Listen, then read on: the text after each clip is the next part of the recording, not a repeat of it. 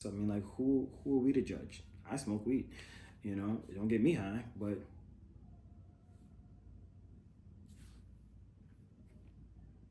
she high. I'm like, all right, she high, and it works for her. Might work for your mom, you know, but don't just give her CBD and be like, you know, like, have her watch this video and then have her tell her friends and be like, girl, I feel great. And it's a lot more accessible.